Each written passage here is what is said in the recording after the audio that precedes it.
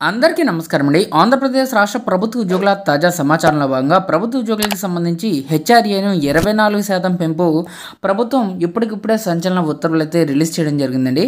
So ఈ వీడియోలో HRA 24% పెంపుకి సంబంధించి పూర్తి వివరాలు అయితే తెలుసుకుందాం. ముందుగా ప్రభుత్వ ఉద్యోగులకి సంబంధించి పీఆర్సీతో పాటుగా పెండింగ్లో ఉన్నటువంటి డిఏ బకాయిలన్నీ రిలీజ్ కావాలని భావిస్తున్న ప్రతి ఒక్క ఉద్యోగి కూడా వీడియోను ఒక లైక్ చేసి మీ తోటి ఉద్యోగ మిత్రులకు వీడియోని అయితే షేర్ చేయవలసిందిగా మన ఛానల్ తరపున కోరుచున్నాం.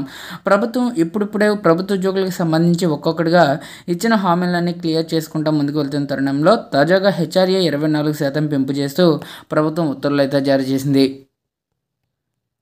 ఎంప్లాయీస్ హెచ్ఆర్ఏ హైక్ అయితే అయిందండి. ఏపీ ప్రభుత్వ ఉద్యోగులకు తీపి కబురు. సో ఇక్కడ ఎన్నికల సమయంలో భారీ హామీలు ఇచ్చిన కూటమి అధికారులకు వచ్చి ఏడాది గడిచిపోయింది. అయినా తమ సమస్యలపై చంద్రబాబు ప్రభుత్వం దృష్టి సారించడం లేదని ఉద్యోగులు పెన్షన్దారులు తీవ్ర అసంతృప్తి రగులుతుంది. అయితే గత ప్రభుత్వంపై తీవ్ర విమర్శలు ఆరోపణలు చేయడమే కాకుండా ఎన్నో హామీలు ఇచ్చిన కూటమి ఇప్పుడు వాటిని పట్టించుకోకపోవడంతో ప్రభుత్వ ఉద్యోగ వర్గాల్లో తీవ్ర ఆగ్రహం వ్యక్తమవుతుంది. ఆందోళనకు సిద్ధమవుతున్న వేళ ప్రభుత్వం తీపి కబురు అందించింది. ప్రభుత్వ ఉద్యోగుల్లో ఉన్న అసంతృప్తిని చల్లార్చేందుకు కీలక ప్రకటన చేసింది. ఆంధ్రప్రదేశ్లో ప్రభుత్వ ఉద్యోగులకు పెంచిన ఇంటి అద్దె భత్యం ఏడాది పొడిగిస్తూ ప్రభుత్వం నిర్ణయం తీసుకుంది.